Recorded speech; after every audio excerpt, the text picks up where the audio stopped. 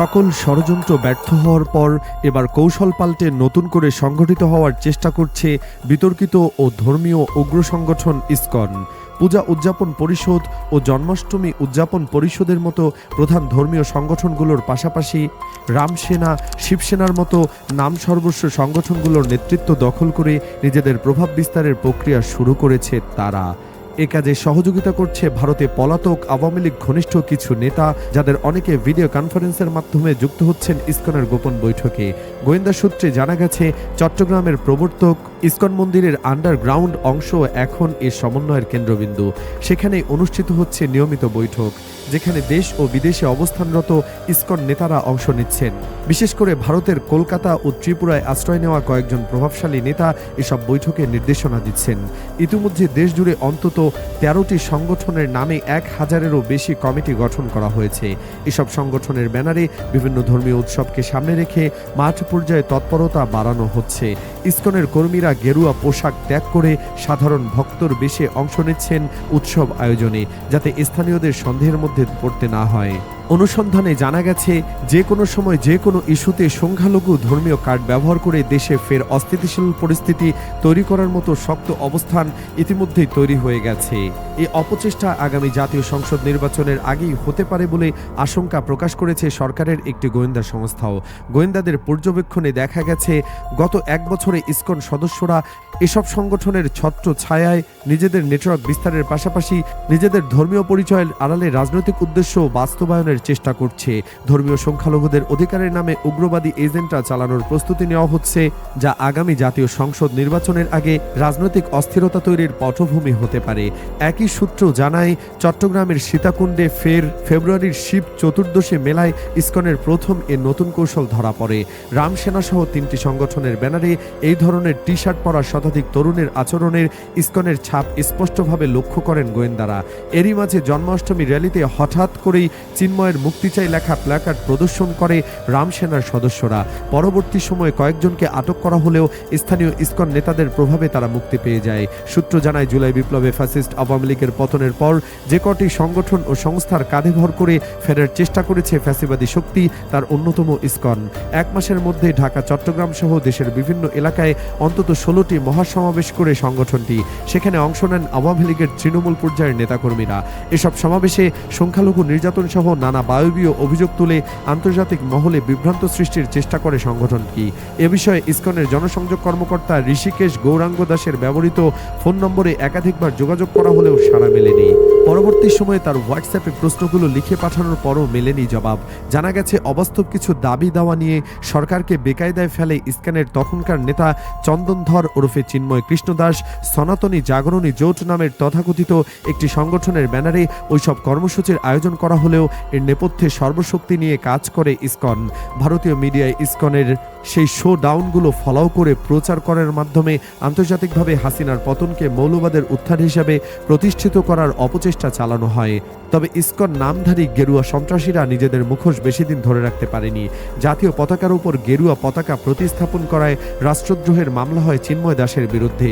ওই মামলায় তাকে গ্রেপ্তারের পর আদালতের ওপর চড়াও হয় ইসকনের সন্ত্রাসীরা। পুলিশ প্রতিরোধ করতে গেলে রাষ্ট্রপক্ষের আইনজীবী সাইফুল ইসলাম আলিফকে পিটিয়ে ও জবাই করে নৃশংসভাবে হত্যা করে ইসকনের এই সন্ত্রাসীরা। এতে তাদের বিরুদ্ধে দেশব্যাপী ক্ষোভ ছড়িয়ে পড়ে। ইসকন নিষিদ্ধের দাবিতে দেশজুড়ে আন্দোলন গড়ে ওঠে, যদিও এখনো আনুষ্ঠানিকভাবে সংগঠনটি নিষিদ্ধ হয়নি। তারপরও সামাজিক প্রতিরোধে কোণঠাসা অবস্থায় রয়েছে তারা। এই অবস্থায় ইসকন সরাসরি কার্যক্রম না চালিয়ে নিজেদের সদস্যদের বিভিন্ন নাম সর্বস্ব সংগঠনে ছড়িয়ে দিচ্ছে।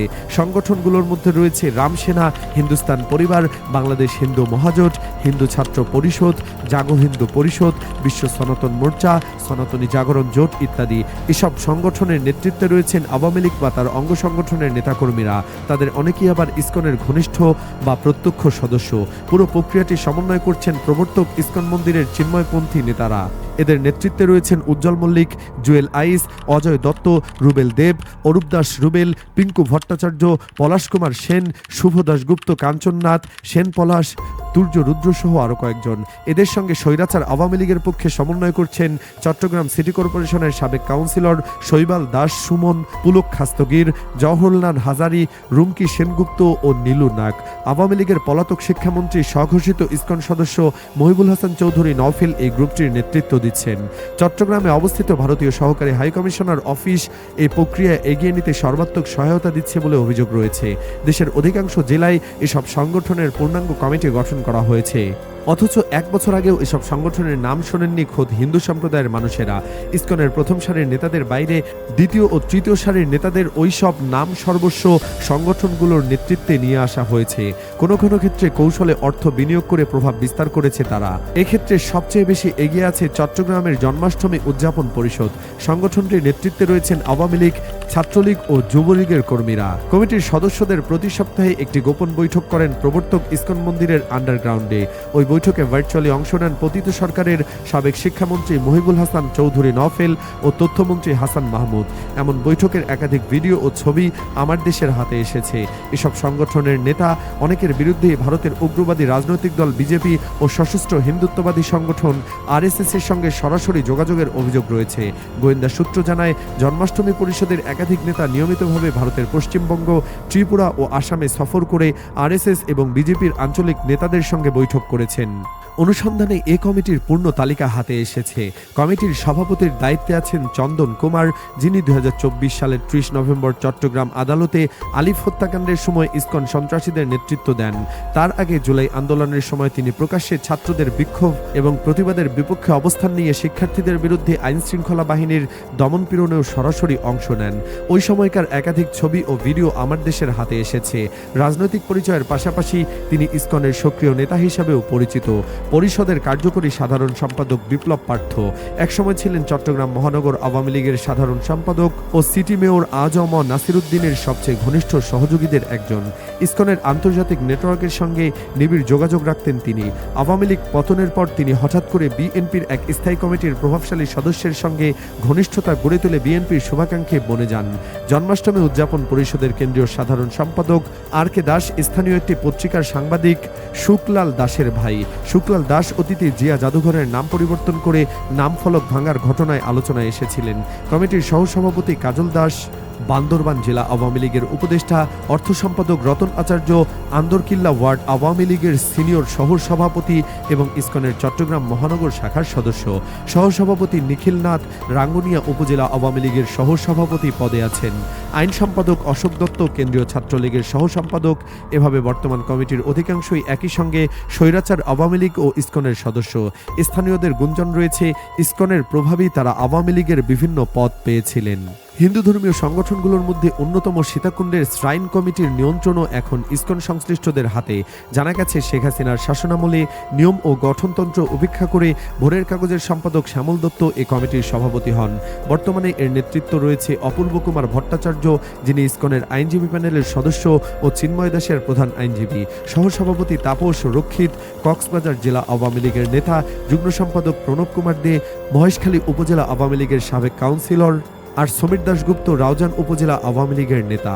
অন্যদিকে চট্টগ্রাম জেলা পূজা উদযাপন পরিষদের সভাপতি অ্যাডভোকেট নিতাই প্রসাদ ঘোষ, যিনি হিন্দু বৌদ্ধ খ্রিস্টান ঐক্য পরিষদের মহানগর শাখার সভাপতিও। তিনি যুদ্ধ অপরাধী ট্রাইব্যুনালে সালাউদ্দিন কাদের চৌধুরীর বিচারে সক্রিয় ভূমিকা পালন করেছিলেন। সাধারণ সম্পাদক সুগ্রীব মজুমদার দোলন আনোয়ারা উপজেলা যুবলীগের নেতা। সম্মিলিত সনাতনী জাগরণ জোটের নেতা অপূর্ব কুমার ভট্টাচার্য চিন্ময় দাসের আইনি টিমের সদস্য। সরকারের একাধিক গোয়েন্দা সংস্থার তথ্য অনুসন্ধানে জানা গেছে, এসব ধর্মীয় সংগঠনের অধিকাংশই আগে ছিল নাম সর্বস্ব। গত 1 বছরে এগুলো হঠাৎ সক্রিয় হয়ে ওঠে। তদন্তে দেখা গেছে, আওয়ামী লীগের তথাকথিত ক্লিন ইমেজধারী হিন্দু নেতাদের নেতৃত্বে এসব সংগঠন মূলত চট্টগ্রাম থেকে পরিচালিত হচ্ছে। তাদের অনেকের সঙ্গে ভারতের উগ্রবাদী রাজনৈতিক দল বিজেপি ও হিন্দুত্ববাদী সংগঠন আরএসএস এর সরাসরি যোগাযোগ রয়েছে। পরিষদের উপদেষ্টা মিলন শর্মা, বিএনপির ভারপ্রাপ্ত চেয়ারম্যান তারেক রহমানের নির্যাতনকারী হিসেবে পরিচিত অবসরপ্রাপ্ত সেনা কর্মকর্তা মাসুদ উদ্দিন চৌধুরীর ব্যবসায়িক অংশীদার বলে জানা গেছে। হাসিনা আমলে তিনি পুলিশে নিয়োগ ও বদলিতে প্রভাব বিস্তার করতেন। এছাড়া সদস্য মুনমুন দত্ত মুন্না ও বেলটন ক্লান্তি নাথ উভয়ে আওয়ামী লীগের অঙ্গ সংগঠনের নেতা। গত এক বছরে ভারত আওয়ামী লীগ ও ইসকনের অভিন্ন এজেন্ডা বাস্তবায়নে অন্তত ১৩টি নামসর্বস্ব সংগঠন সক্রিয় করা হয়েছে। চট্টগ্রাম থেকে শুরু হলেও বর্তমানে দেশের ৬৪ জেলায় ৪৯৫টি উপজেলায় এসব সংগঠনের কমিটি গঠন সম্পন্ন হয়েছে। গোয়েন্দা তথ্য অনুযায়ী এসব কমিটির প্রায় ৯০% সদস্যই আওয়ামী লীগ, যুবলীগ এবং ছাত্রলীগ সহযোগী সংগঠনের বিভিন্ন স্তরের সক্রিয় নেতাকর্মী। এতে স্পষ্ট এই ধর্মীয় সাংস্কৃতিক সংগঠনগুলো রাজনৈতিক এজেন্ডা বাস্তবায়নের হাতিয়ার হয়ে উঠেছে।